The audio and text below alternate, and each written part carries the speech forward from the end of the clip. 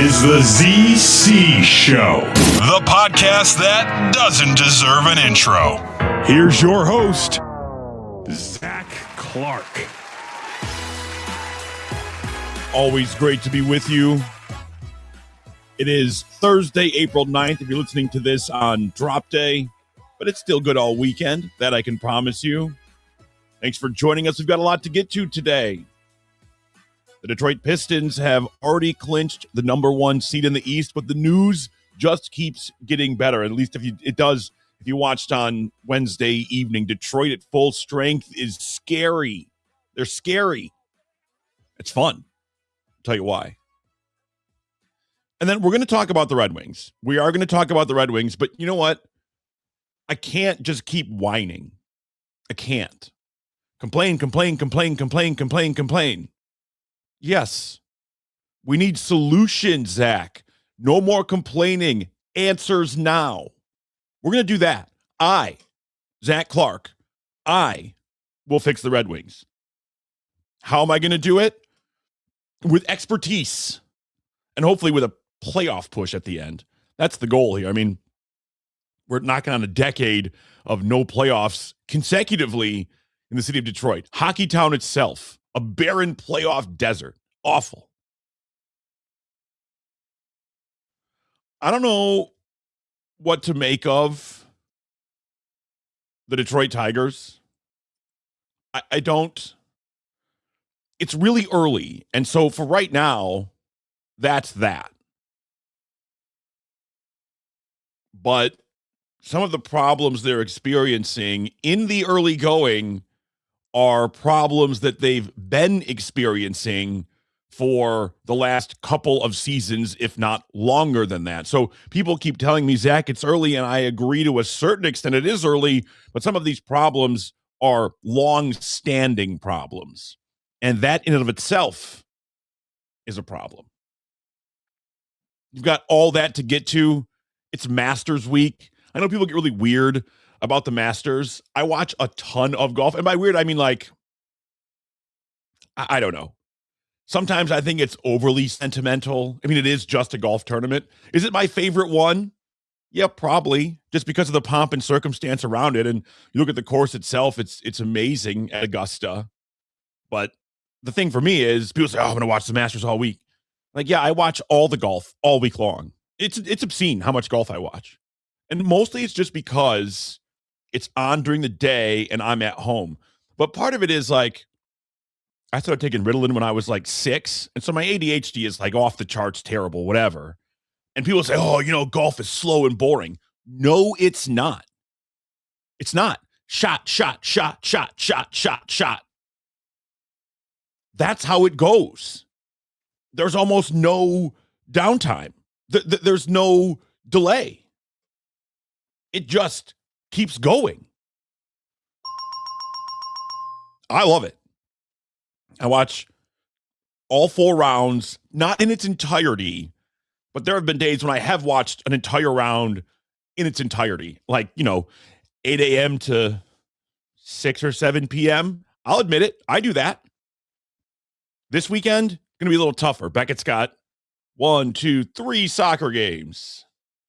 Yay! Sorry. For those of you that don't know, I have a 10-year-old. He's fantastic. If you're watching this on the YouTube or Twitch, you can see him behind me over either shoulder. Kind of like the angel and devil thing going on, even though he's both. All right. I'm going to do this because I would be a coward if I didn't. Right? Fine. Congratulations, Michigan. Like, good for you. You stupid bitch. Oh. Just kidding. Just kidding. Maybe, kind of. I don't know. I'm going to say this, and then we can move on. I am still shocked that Michigan destroyed Arizona like that. Am I surprised Michigan beat Arizona? Absolutely not. But for those people that keep telling me, oh, men against boys, I saw that coming. No, you didn't. And if you did, you're a moron. What we saw on Saturday defied all logic. Michigan is that good. They can beat logic as well. Not only they can beat their opponent, but they can beat logic. So, like I believe the Michigan fans that said they saw it coming because, morons. But the Wolverines turned in one of the most dominant seasons I have ever seen. I've not been around for all of time, but they treated that tournament like an AAU run. It was almost embarrassing for everybody else. That's no easy feat. There is nothing else to say. Michigan was clearly the best team in the country this season, and there is no doubt.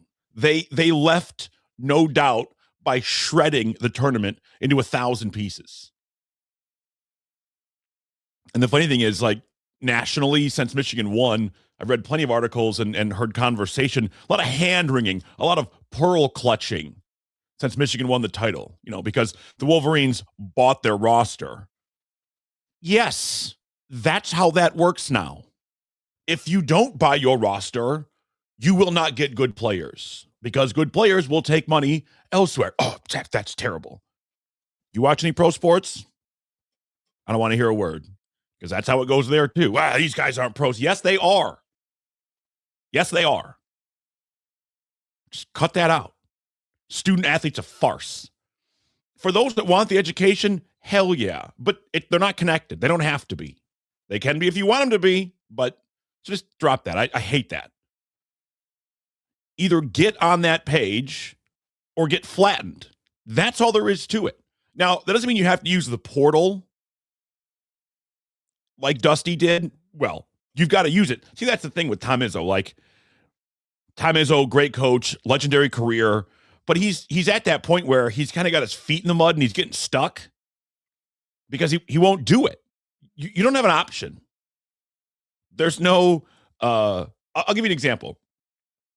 When I was a college reporter at the University of Arizona, in fact, I might have been employed after that when this happened. I can't remember. Rich Rodriguez, somebody asked him, they were recruiting Texas very poorly, which is a big deal in college football. Like you need Texas. And he said, we don't need to recruit in Texas. What do you mean? Yes, you do. And they stopped recruiting in Texas. And what happened? He got fired. Was that the only reason? Of course not. But when you start to say stuff that's just not true, well, we don't need to do that. Yeah, you do. Everybody else is doing it. It's like peer pressure, except for, as opposed to it being like the cool thing to do, it's the keep your job thing to do. I'm not saying Izzo's going to get fired. He's not. But if you're not on the same page as a guy like Dusty, you're going to have a hard time in this league now. And I'm okay with that. And if you look at the transfer portal now, it looks like the top 100 coming out of high school. It's the same thing. Number 2 transfer in the portal. Number 4 guard in the portal. But here's the thing with Dusty May. It wasn't just that he was able to assemble this talent. That is impressive alone. But he was able to bring a bunch of dudes together basically over the summer, and then he won a title with them. They haven't been together for anything. Who was there last year? Will Cheddar? He was huge in the tournament. Well, he wasn't. Shout out to Cheddar. My point is, it's really hard to build cohesion like that so quickly. That was one of the things that back in the day made those senior-laden teams or junior-laden teams so difficult. They'd play together for so many years. You benefit from that greatly. It's like anything else in life. It's part of a routine. But what Dusty did, getting cohesion out of 5 new starters, not even new starters, new to the team, is hella impressive. Dusty's a bad dude, man. I don't like Michigan. That's not my jam. But Dusty is a bad dude. And as far as the NIL goes, I know, again, people are going to have heart attacks about eligibility and cash. You keep having that heart attack. It's not stopping. If anything, I think I read a thing that the NCAA is exploring, like, just legitimate 5-year eligibility. So it's not 4+, it's 5+, I would assume. I mean, very few people graduate from college in 4 years anyway, if we're going to use the student-athlete model that people keep insisting on. But dudes like Yaxel Lindeborg got to have this, like, tremendous career arc that he never would have had before. He started at Arizona Western. That's in Yuma. I've been there. Not a whole lot going on. Lots of lettuce. In fact, I believe Yuma is the lettuce capital of the world. You've learned something today. You're welcome. Goes to UAB and then just destroys at Michigan. Unbelievable. And then I guess the final question for Michigan is a positive one, is can they make it back next year? We all know where the Final Four is next year. It's at Ford Field. The last time the Final Four was here, Michigan State played in it, though that did not work out very well. If I remember correctly, I know it was North Carolina. Was that the Psycho T run, North Carolina with Tyler Hansborough, right? It didn't go well, but it was awesome to have Michigan State in that venue in the Final Four. Can they do it? Or the better question I think right now is, can Michigan do it next year and be at home? And then my follow-up is, can Arizona get there so I can finally get some revenge? I'm dropping it. I'm not mad Arizona lost. I'm disappointed that they got beat so damn badly. But whatever. I'm not on the team. What am I going to do about it? Change how I root or what I favor? Absolutely not. Absolutely not. Let's talk hoops. Detroit basketball. I don't know if anybody watched on Wednesday. I hope you did. It was dueling games on, right? Tigers and Pistons at the same time-ish. The Tigers' first pitch was around halftime for the Pistons. Anyway, for the first time in like 15 games, the Detroit Pistons were at full strength. And I mean, they slaughtered the Bucks. And I understand Giannis wasn't playing, but they won 137-111. And it wasn't just that they won. I think Cade had like 13 points. He wasn't the leading scorer. Wasn't even close. Didn't have to be. Wasn't expected to be after being on the bench for 10 games. You get Beef Stew back. You get Cade Cunningham back. But, thanks to dudes like Paul Reed and Dennis Jenkins, Detroit was more than okay without them. I think they were 7-3 without Cade. Massive. That next man up vibe. A deep bench in the playoffs goes a long way in the NBA. We all know that. And in fact, we saw that. The Pistons go deep into the bench against the Bucks, and they give up no ground. Again, Bucks, not a playoff team, but it was encouraging to see. And I mean, it's like there's no drop off in intensity at any point in time, no matter who is on the court or not, or where we are in a game, time-wise, or situational even. I mean, look at a guy like Ron Holland. Dude played like he was shot out of a cannon on Wednesday. 18 points. He was 3 of 4 from downtown, 2 steals, a block, plus 22 with him on the floor. That was an evening best. And like the big knock on Ron out of the G League when he was with the Ignite was his jumper. People say, well, he can't shoot. I mean, granted, right now he's shooting less than 25% from downtown on the season. But over the past few weeks, he's been completely different. Wednesday, when he hit those triples in rhythm, the Milwaukee bench, I mean, you put your hands up. What else are you going to do? If you can't stop him from doing that, you can't stop the Pistons from doing anything. If he can hit those regularly, everybody's in trouble. We know he's an elite perimeter defender. With he and Asar Thompson on the wing, it's nightmare fuel for the opponent. It's one of the reasons the Pistons have been, the top seed in the East since, I think, November was the last time they were not. You talk about Asar Thompson, right? He won the NBA Defensive Player of the Month for the second time. It was January, and then right here in March. There's only been one other player to do that. It's Victor Wembanyama this season. So you're in pretty damn good company there. Like, it's basically the NBA way saying this kid is a top 5 defender on the planet. And the Pistons, one of the things about them, this team has similarities to the going to work Pistons. Not a ton, but the main one is absolutely suffocating defense. I mean, there was a time in the NBA back when the Pistons won it in 04, that their calling card was holding teams under 70. That's not gonna happen today. I mean, you may get it once, but even then seems unlikely. But still, defensively, while Asar is erasing people on the perimeter, Jalen Duren is doing exactly what he does, dominating on the boards. He has 728 rebounds this season, over 10.5 a game. That's best for 6th in the NBA. Between the two of them, between Duren and Thompson, 16 rebounds a game. They win the rebounding battle almost every night. And we know in the playoffs that flashy teams, for lack of a better word, they usually struggle when the game slows down and becomes a grind. That's where Detroit lives. They're built for the grind. There are no second chances. You put one up, Detroit's clamping that down. And then, you want to go hunt mismatches? What do? If you switch onto a SAR, you're in jail. If you try to drive on Duren, brick wall. And that doesn't change much if you sit Duren for beef stew. Another impressive brick wall. The Pistons have a 23-year-old center who is a top 10 rebounder and a 23-year-old wing defender who is elite when it comes to the Eastern Conference. It's not just a good young core. This is the defensive infrastructure that you could have for a decade. This could be a thing for Detroit defensively for a long time to come. And I don't see why it wouldn't be. If anything, everybody on the Pistons is likely to get better. Tobias Harris might be, or Duncan Robinson, some of the older guys.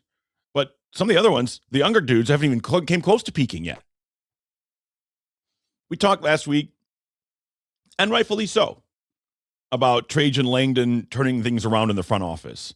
There were some really, really bad drafts. I mean, we don't have to talk about it again because it was hard to talk about last week.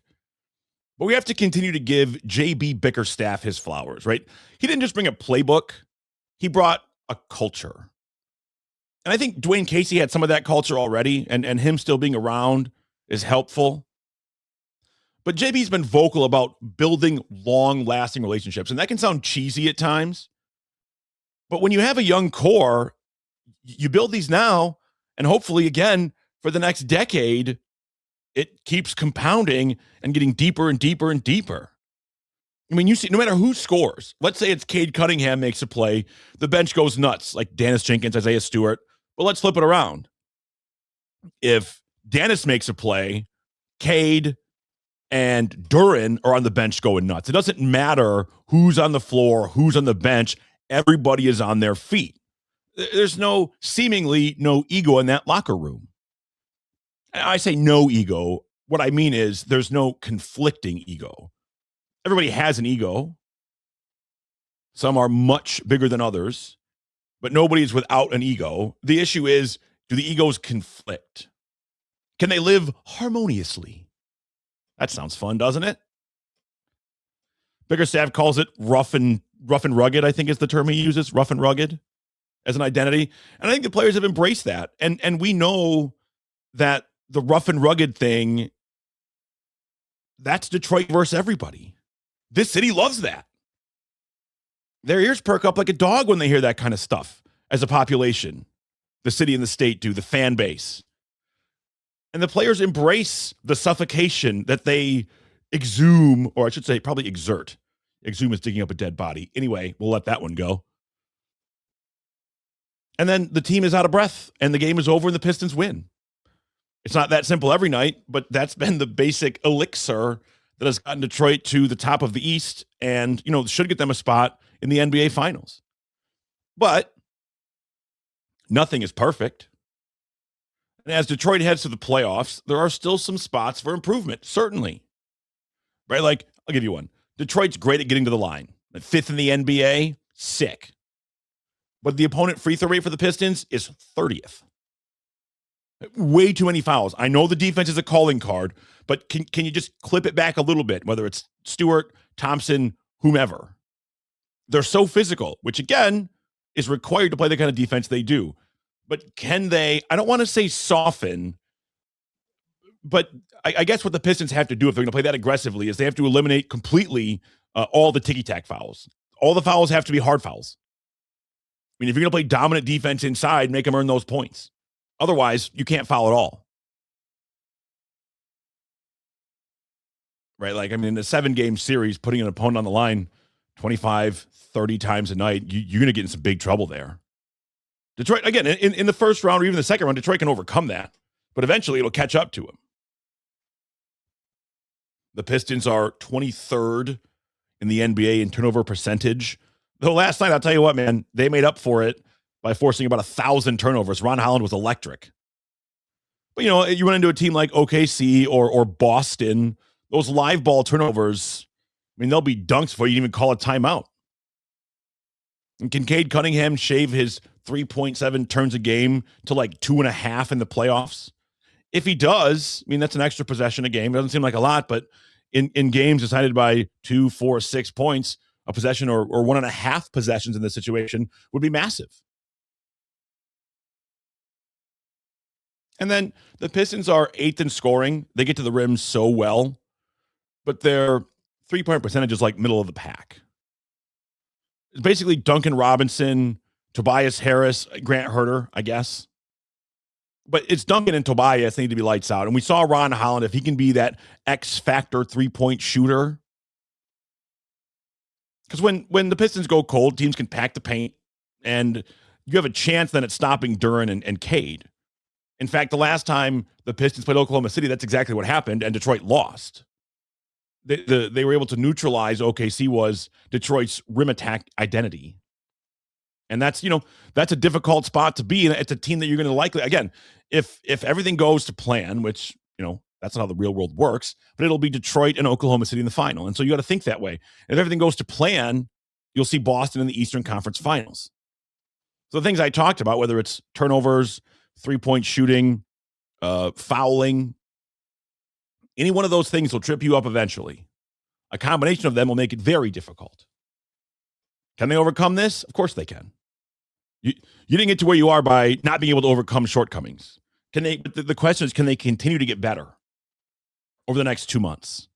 If they can win an NBA title. There's no question about it. So the ZC final word on the Pistons, they have spent the last 3 years in the wilderness, and they just spent the last 6 months proving they belong at the top. They've got the defense. They certainly have the depth. And now they have the health, which I think is just, absolutely critical. And when I say I think, I know that, and you do too. But none of that matters if they don't execute when the lights are brightest on April 18th. It could be the Sixers, the Heat, the Hornets. We don't know. But the Pistons will have a target on their back now, and they're not the hunters anymore, which is great. They are the hunted. And if they want to finish the job they started, they've got to get that Detroit versus everybody energy going, flowing, even stronger than what got them there. Can they do it? Absolutely. I'm so excited for the NBA playoffs. I haven't said that last year because we knew at some point that they were going to make it, but I am so excited. Not only are the playoffs are here, but the expectation is to not just like make a splash. It's to make a deep run. And there's no better sport. There's no more enjoyable sport than meaningful sport. And that's what we're getting. But on the other side of meaningful, well, the Red Wings are playing meaningful hockey. They're just not winning meaningful hockey games. What the hell is going on? I've said that, I think, every week for the last month and a half. They've lost 7 of 9. The one against Columbus was pathetic. You go way down, which has become kind of a trend for them. You got to stop. You got to stop spotting your opponents 2, 3 goal leads. It's not winning hockey. As you can see, they've proven that. But then they come all the way back against Columbus. Patrick Kane takes the dumbest penalty I have ever seen. And what happens? They lose in a shootout, I think. Or they lose in regulation. I can't remember how they lost that game. I've blocked it out. I've erased it from my memory. Like Eternal Sunshine of the Spotless Mind. No, wait, though. He doesn't erase. Oh, spoiler alert. He does not erase his memory. Anyway. It's a great movie. There's like 4 games left. In January, I think, before the Olympics or early February, even the playoff odds for Detroit were in the 80s or even the 90s. Right now, they're in the single digits. This team is not making the playoffs. I was confident last week. I'm declaring it now. Ooh, bold stance, Zach. I know. But it's over. It's over. The Yzerplan is dead. There's no more waiting for that one more piece, that one more move, that one more draft, that one more anything. It's not coming, not under this leadership. We have to recognize that as a community. There can no longer be the two sides that are pro and con the Yzerplan. Those that were in favor of it from the beginning had a good reason. What you saw in Tampa, Stevie Y's a legend, the Red Wings have the pedigree, all that jazz, right? But those that still stand in that corner, what do you say? What do you say? The Red Wings have the longest drought in the league. That's annoying. But do you know what's even more annoying to me? There's like 4 teams that have completed a rebuild while Detroit's waited and wilted. Montreal, Buffalo. They were the joke of jokes. Now it's the Red Wings. New Jersey, San Jose, even Chicago. God, I hate the Blackhawks. And you'll say, well, Zach, I know that lottery luck helped those teams you just mentioned. Yes, it did. And the Red Wings had atrocious lottery luck. Yes, they did. No argument. But 7 seasons in, that is not enough. You can't say, well, we've missed the playoffs every year I've been here because we don't have good lottery luck. No. Would any one of those have changed the franchise forever? Maybe. But you got to at least make the playoffs. Look, if you tell me, well, the Red Wings didn't win a cup, in a decade span because of the luck they had or lack thereof in the draft, I'd say, okay. But we're talking about a now decade-long playoff drought. Because you got screwed in the draft? No. Did they get screwed in the draft? Yes. Is that why we're here right now? No. It's not. And if that's what you think, then you might as well just sign up for another extension on the Yzerplan. What's the difference? And the problem that I have is that Chris Ilitch doesn't have the balls to do anything. All he cares about is money. Plus, if Chris fires Steve, the fan anger turns directly toward the owner. Right now, Chris can hide behind Steve and say, well, what do you want, man? He's in charge. I just cut the check. And that's what's happening. I don't hate Steve Yzerman. I don't want him banned forever. He just can't be the GM here anymore. He can't be unless you don't want to make the playoffs. But complaining without a solution is just whining, and we don't do that here. So I will fix the Red Wings, and you can thank me later.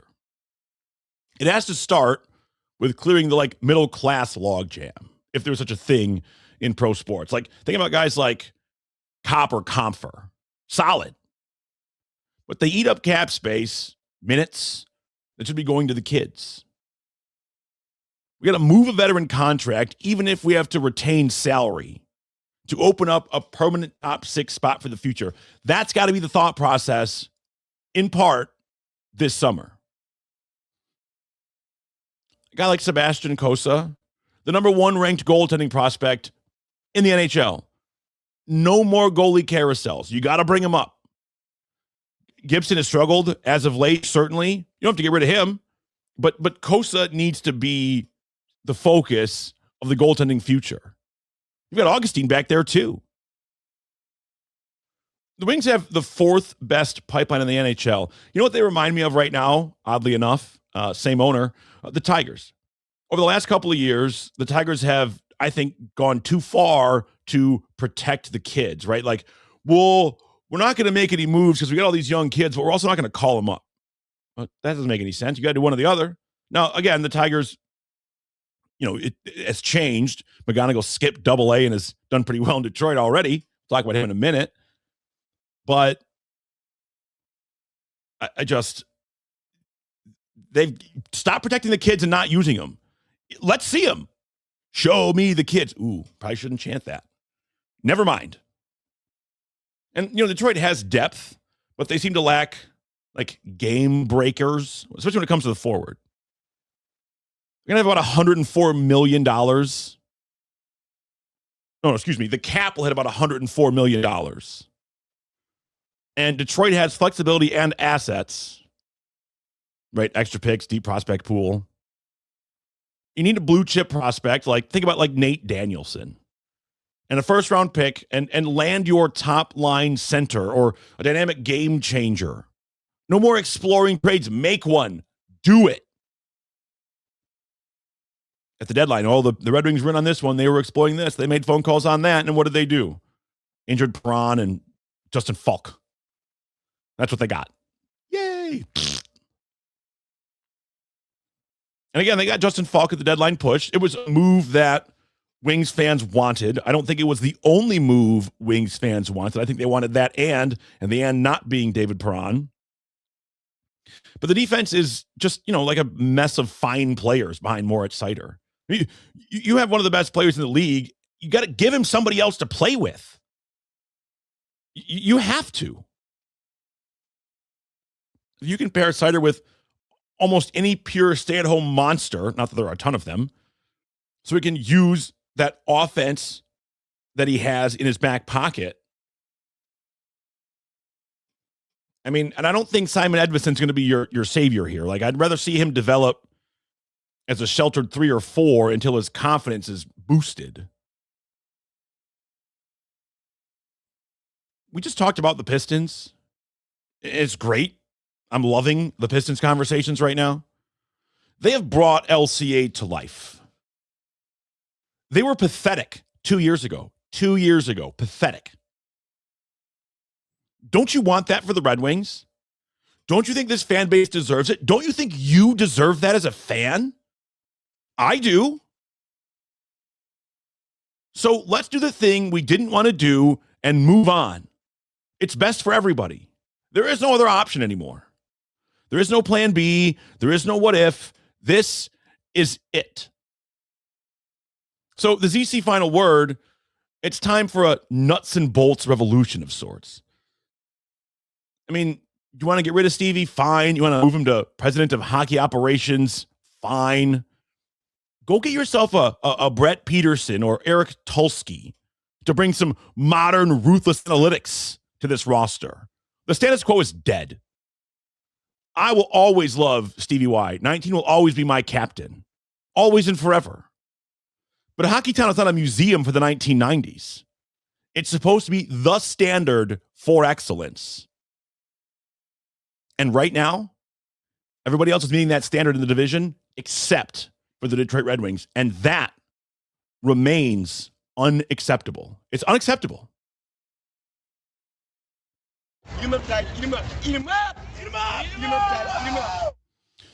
Well, let's talk about something positive. The Tigers. Damn it. It's all right. It's early. Tigers are 4-8. They are last in the division, but it's April 9th.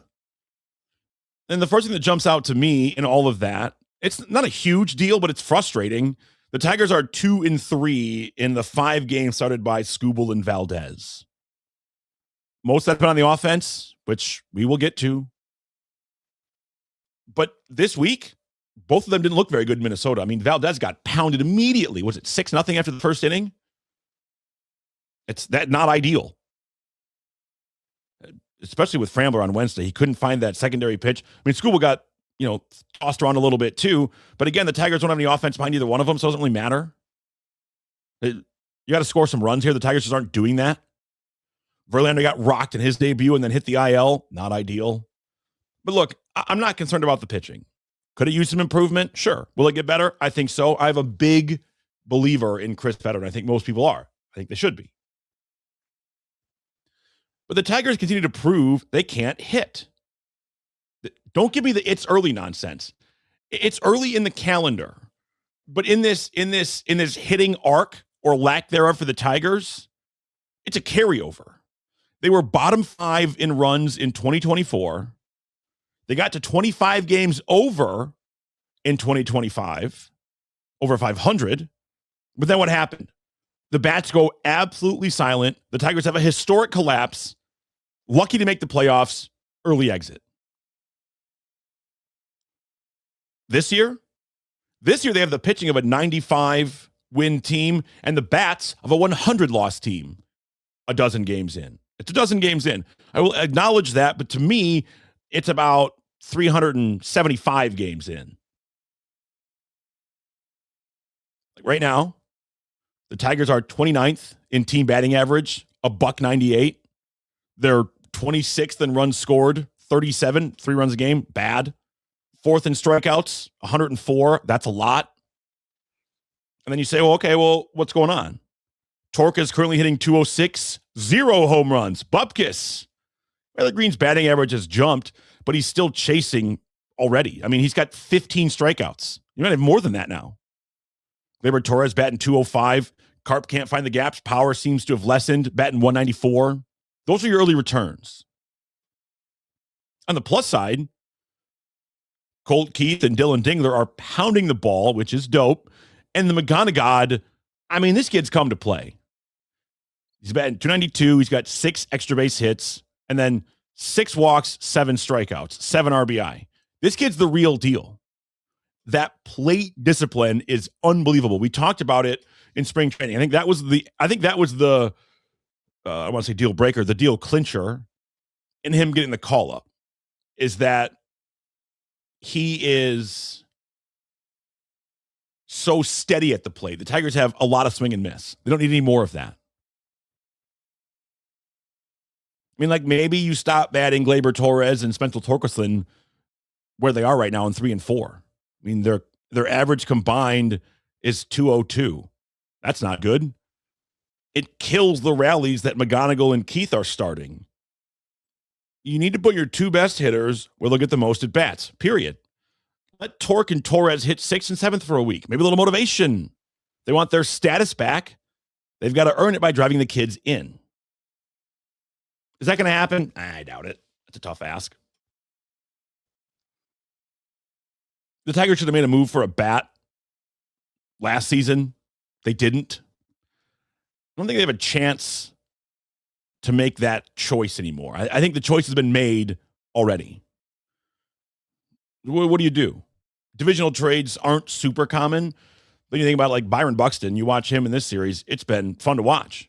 He can hit, great defender. The issue with him is he's 32 and made of glass. Maybe not something you want to spend a ton of resources on. Like, would he be worth a Trey Sweeney and Ty Madden? What about Isaac Paredes, right? There's been talk of his homecoming for a couple of seasons now. And then you think about a guy like you're trying to solve a problem, like a specific problem. Like maybe it's not having Javi every day and having more flexibility in the outfield. And so you bring in a CJ Abrams from Washington. He can play short. He's got 20 home runs at least in the last 3 seasons. He's only 25. Brett Rooker from, this is so weird to say, the Sacramento Athletics. I don't like the way that sounds. But that kid can blast homers. Well, he's 31. He's more durable than Buxton. We'll see. And again, we're talking trades on April 9th. I understand that. But, I think you got to start looking ahead now. The ZC final word on the Tigers. I mean, I don't want to keep harping on the Red Wings, but it all comes together here. What Mr. I would be thinking about right now, that's what I think about. What would Mike Ilitch think right now if he looked at his 2 teams? He spared no expense. The 2002 Stanley Cup team had 10 Hall of Famers, 10. Pavel Datsyuk, also a Hall of Famer. He's on the 4th line. That's unbelievable. The problem is Chris loves money. The son loves money. And if I had that kind of money, I'd probably love money too. But that money's for him. It's not for the Tigers. It's not for the Red Wings. And it's not for the fans. Mike Ilitch, on the other hand, the money was for the Tigers. It was for the Red Wings. It was for the fans. It was for winning. Chris Ilitch is worth $4 billion, like on his own. That's not like the combined family fortune. That's just like his portion of it. Every time the Tigers pass on a big name free agent, or the Red Wings don't take on a bad contract to land a free agent star. Remember that number, $4 billion. That, my friends, is a lot of hot and readies. They used to cost $5, by the way. They don't anymore. See? It's all about the money. The greed is unbelievable. Oh, Zach, shut up. I will. I want to thank all of you for joining us. You can find us on all of your favorite podcast platforms. You can find me all over the internet, Twitter, Twitch, Facebook, YouTube, Instagram, all that jazz.